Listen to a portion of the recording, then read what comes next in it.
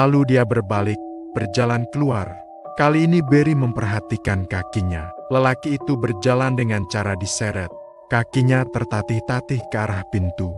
Saat dia menembus pintu kaca, lampu di warung mati total. Gelap gulita. Barry segera mengambil HP-nya, mengaktifkan senter. Dia takut.